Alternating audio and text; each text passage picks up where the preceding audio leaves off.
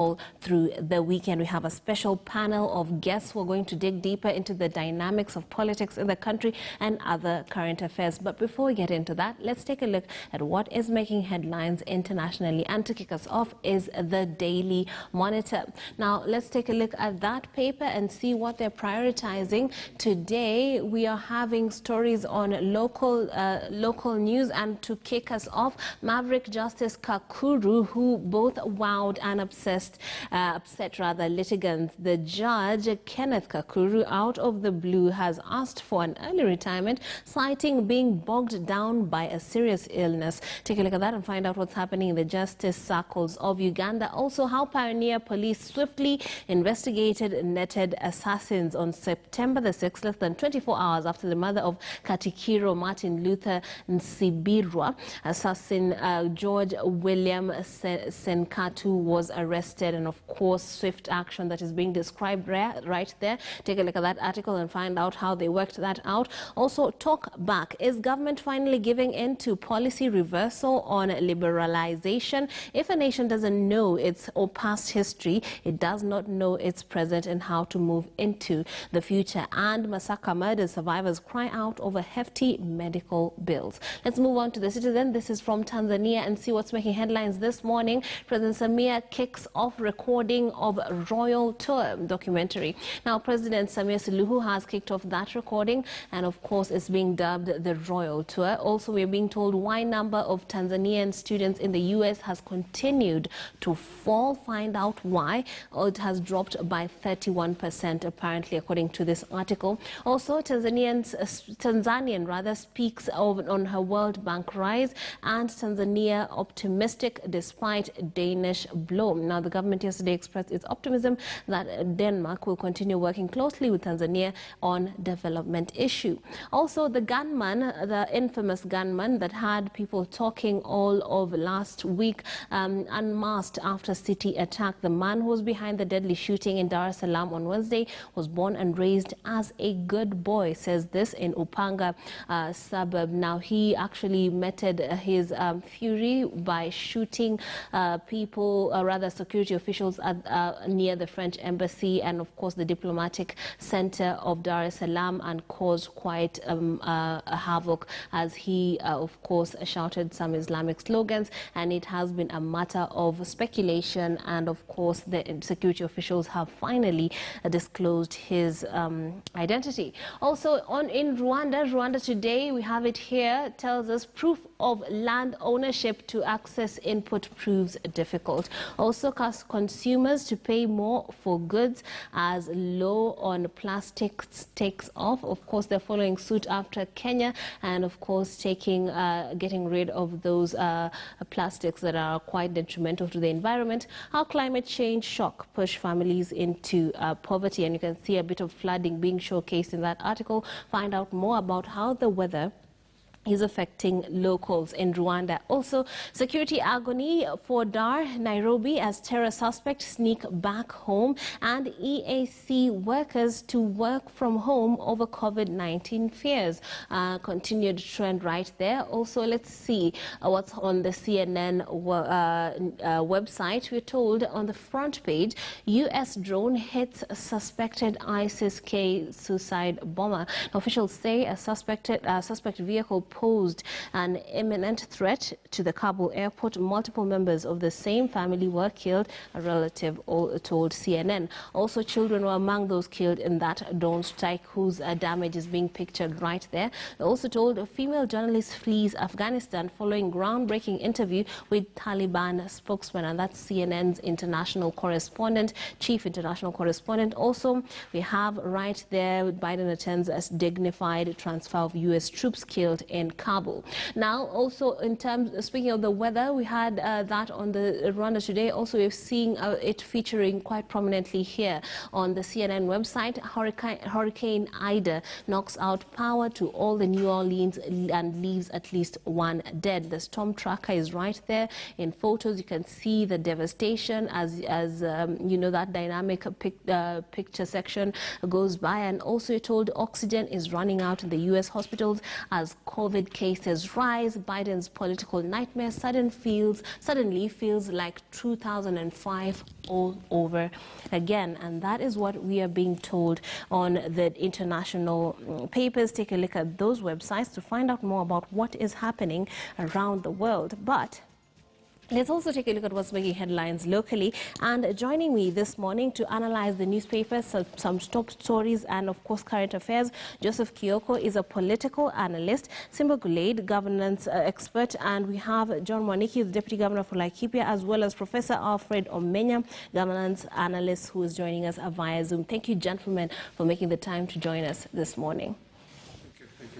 Okay, so let's start off with what's making headlines this morning. And one of the, of course, politics is taking center stage on both fronts, the Daily Nation and the Standard. One of the biggest stories, of course, since last week was that withdrawal of security from the Deputy President. I'm sure we'll dig in deeper into that later on. But the biggest story, clearly, according to the papers, has to do with Raila's big promise for Mount Kenya voters. Now, according to the Daily Nation, with Bible in hand, ODM leader Raila Odinga declares he's open to dialogue and defining the best contest partnership for Mount Kenya region, igniting speculation that he may be considering picking a running mate from the area. And also, it's now or never for the big three. This is the angle the Standard newspaper is taking after 10 years of political cold. Next year's polls offer Raila, Kalonzo and Mudavadi the best chance to ascend to the top seat, failure of which consign them to another long spell in the opposition. Mr. Kioko, is this analysis of the prospects of Raila Odinga, Kalonzo Musyoka and Musalia Mudavadi accurate in your view? Yeah. First, good morning, Trix. Thank you for granting us the opportunity to come and continue talking about political events happening in this our country at this interesting time. Of course, yes, there's a threat to political oblivion by the trio within NASA on account of age, and also the attempts that they have done. So you find that the Right Honorable Raila is aging. By and large, age is catching up with him. Indeed. The former Vice President Kalonzo Musyoka is also tipping over, getting into the 70-year mark. Yeah. The younger person there, who is still a little bit older, is Mudavadi. Yes. So you find they see this election, and they know that transitional elections normally offer candidates a fairer chance of a good stab in a presidential run, because the incumbent is not there. So whoever wins it, it means locks out other people for 10 years, be it Raila if he wins it, be it Ruto, be it Kalonzo. So everybody other than the Deputy President Ruto, who is at 54, going into the election at 55, he has at least 2 or 3, 4, 5 chances to make a legitimate stab. But the rest, they do understand that age is not on their side, resource accumulation also. Being outside government in itself is a strain on your financial resources that you have. 10 years is long in politics. An additional 10 years, you'll find options really being different for all of them. Absolutely. And of course, the stakes are high. Do you see this transforming, or rather translating in their actions? We see here on the Daily Nation, as Mudavadi woos the region with an economic blueprint. This is a similar narrative that we have Mr. Kioko, the Deputy President, pushing. Do you think that is why this is quite an important moment politically for them? I think what is happening, first, Kenyans, the economic manifestos of all individuals, all political actors, by and large are the same. It's just a wording issue. So there's no difference economically. However, in the last 4 years, one discussion that has dominated and has appeared as a viable economic conversation was the bottom-up approach, and forwarded by the Hustler Nation. So right now, I believe every serious political actor who has presidential ambition is going out of his way to demystify this bottom-up, that this is not a new conversation. This conversation has existed. The devolution in itself is an attempt to deal with bottom-up. Taking out CDF in itself is another example of bottom-up. The BBI document, as discredited as it was, the introduction of World Development Fund is another bottom-up approach. Yes. Money being taken to the ground so that people at the ground level can be assisted. So yes, everybody right now is attempting to show that bottom-up is not a uniquely new idea that has come with us. Once that narrative has been disclassified or made to be ordinary, it is very possible we will go back to a natural way of organizing politics, which is tribal. So this period right now, between now to December, is to show Kenyans, no, there's nothing unique. We all understand bottom-up. We all understand the need to empower the local communities down there. We need to empower young people. We might be speaking different, but the general principle is that we must empower the rural economy. Then the national economy picks up. Once that message has been deconstructed and everybody believes that this is the way to go about it, then the next conversation becomes, since we all are in agreement on this, how do we naturally organize politics? And that, I tell you, is the natural default line. Ethnic kingpins will come to the fore, and that is something that if Deputy President Ruto is not careful about, he might suffer. Okay. Now, the rest of Mount Kenya region votes intensified yesterday with two top leaders, Raila Odinga and Musalia Mudavadi, pitching tent in the populous region in a bid to win votes there. Raila used the opportunity to dismiss BBI critics who had claimed the BBI was about creating positions for top leaders. On the other hand, Mudavadi told worshippers he was their best bet for the top job to fix the ailing economy. But even as the two toured the Mount Kenya region, Deputy President William Ruto was in Nakuru County, where he revisited the issue of withdrawal of the GSU from his residences. Anil Nuchanda gives us those details. Political leaders are stumbling against each other in a rush to woo the vote-rich Mount Kenya region. ODM party boss Raila Odinga on Sunday camped in Kangari, Kigoma, Murang'a County in a bid to change the notion that he is unsellable in the region. Accompanied by a host of politicians from both ODM and Jubilee, Odinga took Deputy President William Ruto head-on over what he called as misplaced notion that BBI was to create positions for top politicians in the country. He said BBI's aim was to bring unity, peace and prosperity. Ruto has repeatedly accused Odinga of infiltrating the ruling party through the handshake.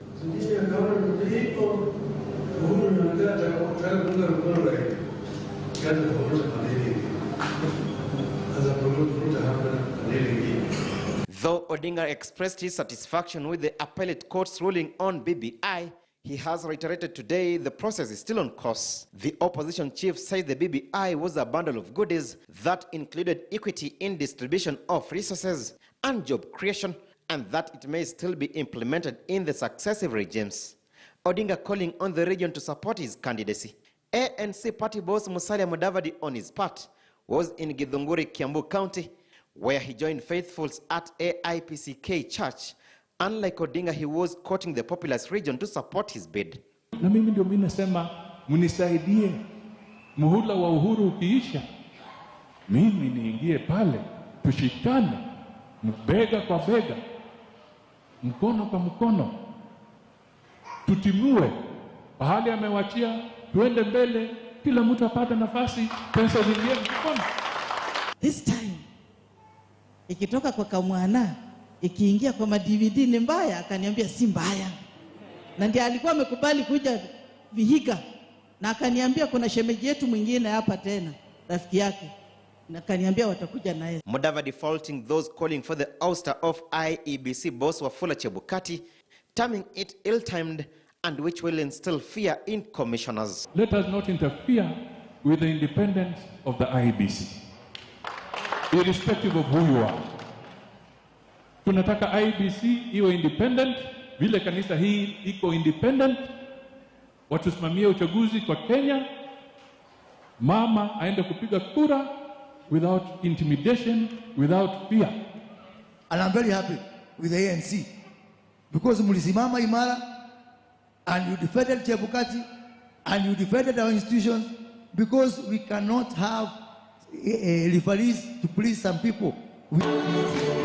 Meanwhile, Deputy President William Ruto was in Nakuru for the second day. Ruto terming the recent incident where his security detail was downgraded as an issue. Hii mambo ya GSU na AP na nini ni mambo madogo sana. Wanaweza hata kulete G4S, wanaweza kunisaidia hapo nyumbani. There is no problem. Since President Uhuru Kenyatta laid it bare for his deputy to bow out if dissatisfied, pressure has been piling for the second in command to resign. Ruto vowing to go nowhere. Alan Ochanda, KTN News. Thank you, Chanda, for that update on the political happenings of recent times. And with us also in studio is Simba Gulade, who is a governance expert. Mr. Gulade, when you see that dynamic that is playing out in that church, having on one side Raila Odinga, who one would imagine is a possible, very strong possibility of one of the possible candidates that shall be running for office come next year. But at the same time, we are having Musalia Mudavadi also strongly making his case for himself as a possible candidate. Actually, he has been open about wanting to be the president, and we even have one of the politicians said we need to move from Kamwana to Madividi. What do you think that says about Raila? Why isn't he, what is the mathematics there in your opinion? Thank you very much. First of all, I think naturally this is the period that politicians start hitting the road to look for votes. The only a bit, surprising part from where I sit is to find Raila Odinga still in the wait of go, no go, mode. Yeah. Still, we have not seen him categorically coming out saying, I'm moving forward. It's like he's still waiting for an endorsement from the president, which is doing him, I think, a big damage. Of course, Musalia, who is trailing behind, definitely will try and show some, strength as he tries to woo people in the central Kenya. But still, even him and Kalonzo and Wetangula are in that period where they are waiting for either endorsement from the president or don't seem to be sure who amongst them is going to lead that part of the coalition. So, and the time is really going, I think, is not in their favor. Yeah. So the earlier they come out very strongly to put forward their case, the better. And honestly speaking, I think Raila Odinga naturally does not need an endorsement. Yeah, he's already a household name. He's a brand by himself. And this matter of waiting and seeing is going to cause him a big damage. Yeah, but in your opinion, what is the worth of a President Uhuru Kenyatta endorsement to Raila Odinga, given the political climate in the Mount Kenya region right now? I think, to the contrary, it is more of a disadvantage. In fact, if I were Raila Odinga today, I will run as fast as possible from Uhuru Kenyatta. I think the best Uhuru Kenyatta can give him is his vote. Not more than that. Okay. And historically, remember, presidents have never succeeded to put somebody in office. Remember the Uhuru Moi in 2002. Moi, Uhuru being endorsed by President Moi then was a big problem for him.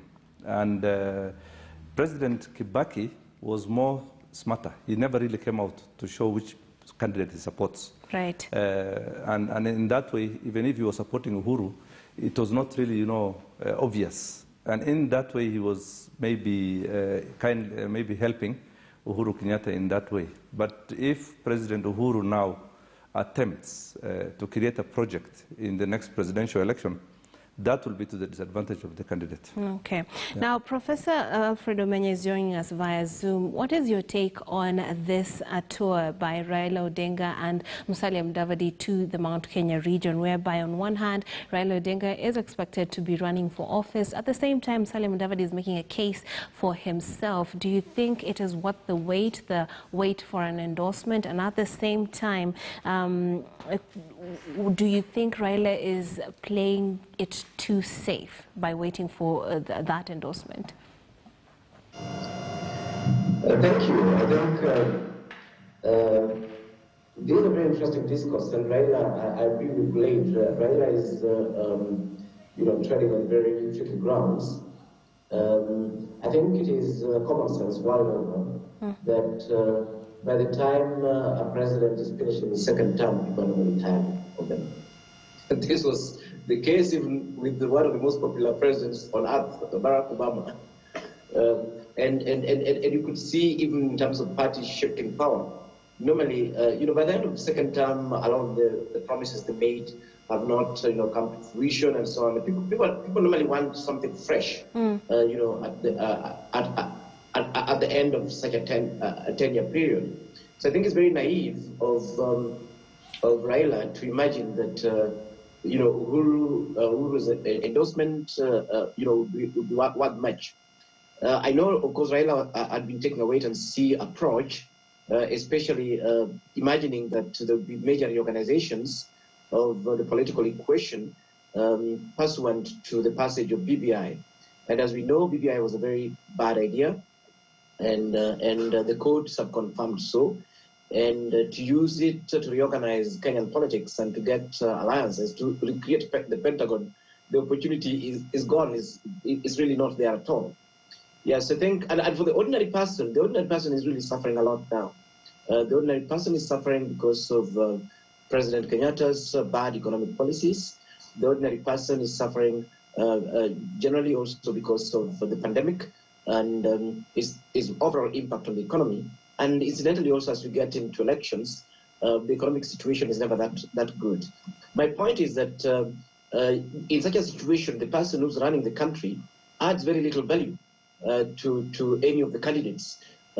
Secondly, we also know that Uhuru will not campaign for anybody anyway.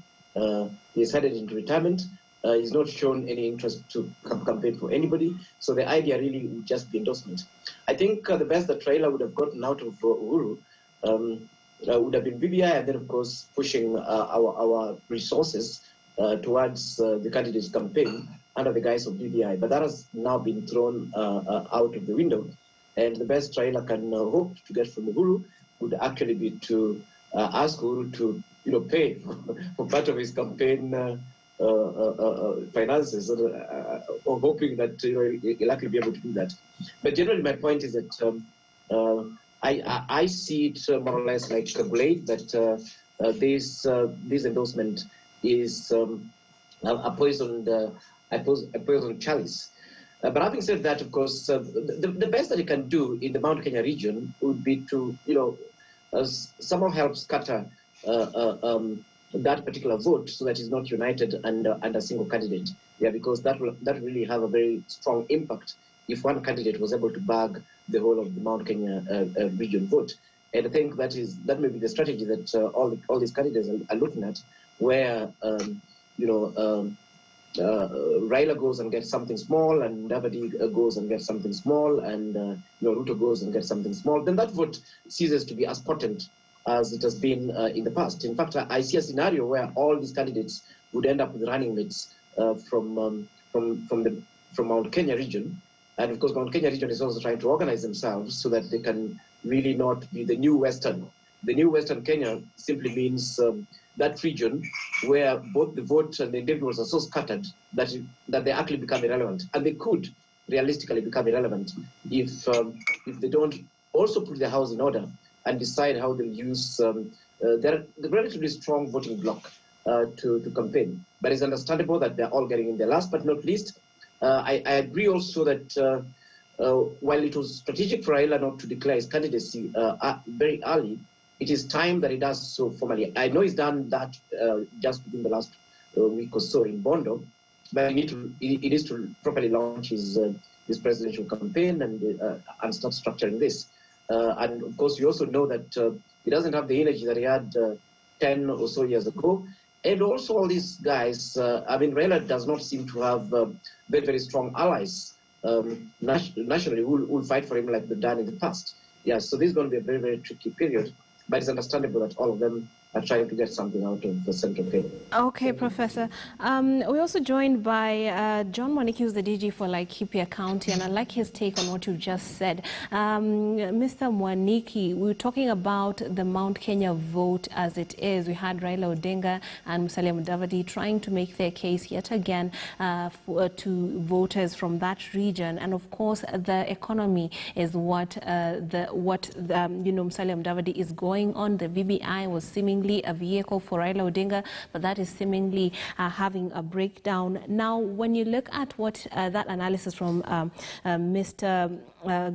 Mr. Glade, but Mr. Professor Omenya has said that the best likely bet for some of these candidates is to scuttle the Mount Kenya vote and therefore not necessarily win all the votes, but divide it so that nobody really wins. It's sort of like Mount Kenya is the new Western. What do you make of that? Is that an accurate analysis, in your opinion?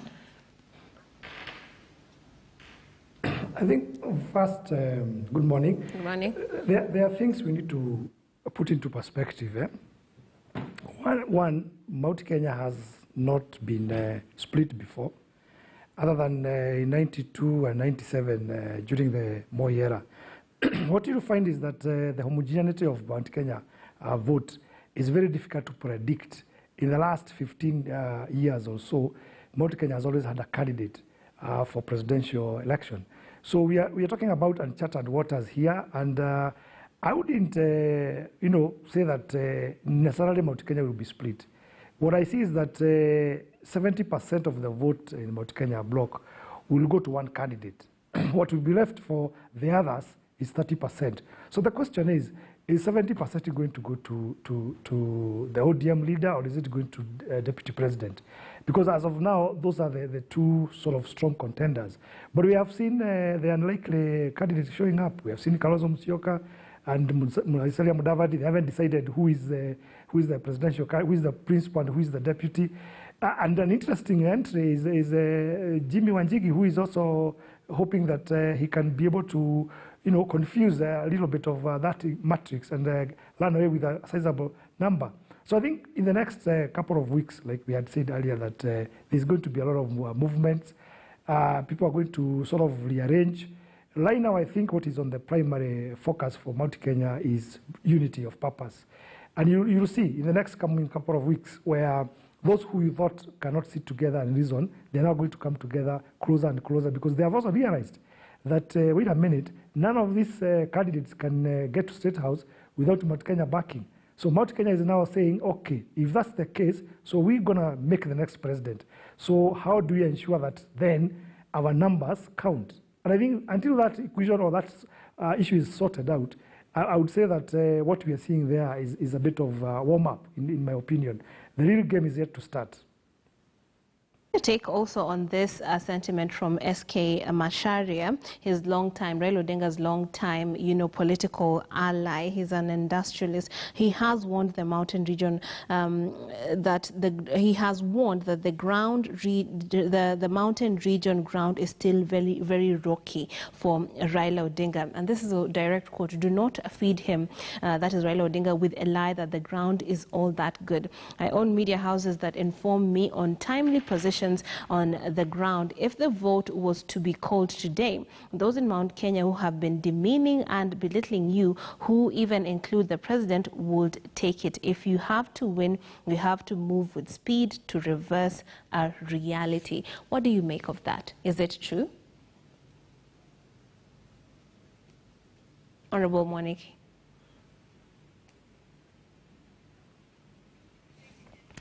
I think we have an audio issue. I'll throw this one over to Mr. Kioko. What do you think of this warning of sorts from SK Macharia to his long-term ally, Raila Odinga?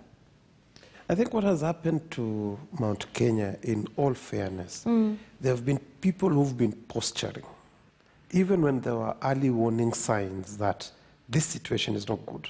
Okay. Remember that statement, you can rent, but you can't buy. Yes, you can buy, but you can't rent. You know that Mount Kenya, we will do what needs to be done. Yeah. We have our leader. Nobody, there were a lot of statements, yet the information that was coming from the ground was that this man called Deputy President Ruto is making strong headways. When statement was said, the bottom up is takataka. The statements that were very annoying to the young people. And guys were told, no, watch your tongue. When they were told ODM merger with Jubilee doesn't make sense at this particular point, watch your tongue. Yeah. Watch your position. What Tuju and Murathe were doing at Pangani House, watch your tongue. Watch your space. nothing listening. These things are backfiring. So this is not a one-off, one-way thing. It has been so happening slowly, gradually, steadily, moving into an anti and a very radicalized community. So now, what SK seems to be saying is what is the popular story. When people saw the first by-election in Juja, and there was shock and trepidation, and they say Kiambaa is coming, we will recover. Kiambaa is going to be the mother of all battles. Then Kiambaa is repeated. Then you start hearing people say, no, but this guy did not win with 50%. Over 50% with all the campaign. He should have won this thing by 70%. Then the next day you start hearing, no, for DP Ruto, he needs to get 99% with a total, very academic conversations that in a way just boost people's ego, but on the ground, they mean nothing. And that is what has seeped through into this laid-back demeanor that you are seeing on Raila Odinga, you are seeing on Kalonzo Musyoka, you are seeing with Musalia Mudavadi, that we will get the right people, and at the right time we will go. But the point at which they are entering today, Raila Odinga is doing those things he used to condemn Ruto for, going to churches, doing arambez. Musalia Mudavadi is in churches, doing arambez in Central Province. Kalonzo Musyoka, well, he'll get there, I hope so. But again, these realities, these things that we were told, don't do, we will do a tour. It has been 4 years since the handshake was done. President Uhuru has not had a tour with Raila or with Kalonzo or with Mudavadi in Central Province. So, one needs to ask himself, when Raila does the cost-benefit analysis as an individual, because he has that political instinct, he has been in the trenches, so he understands these things. If Raila were to do a cost-benefit analysis from the handshake to date, what political value has he given to Uhuru? And the reverse, what political value has Uhuru given to him? It is very clear, Uhuru says, without the handshake, there would have been no peace. So that is the political capital Raila Odinga gave Uhuru.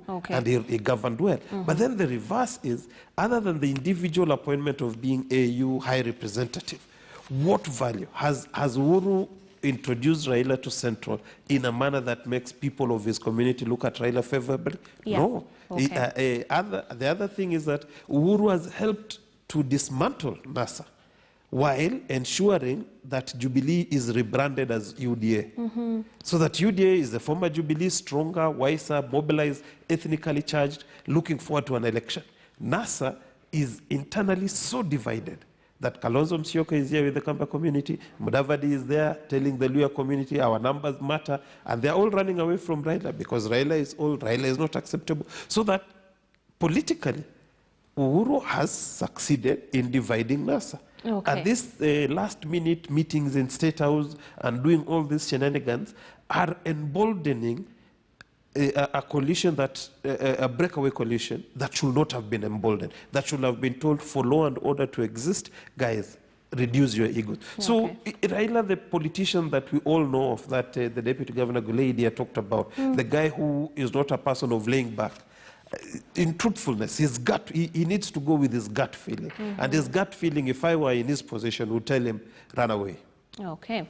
Now, I do understand that we do have Honorable Mwaniki back. If you can hear me, I'd like your reaction to that warning from SK Macharia to Raila Odinga, where he actually said that he has his ear on the ground, and what he's getting from his media stations is that if a vote were to be taken right now, those in Mount Kenya would have been who have been demeaning and belittling him, even include the president, would take it. If you have to win, you have to move with speed to reverse that particular reality. Is that an accurate and honest warning to an ally, one ally to the other?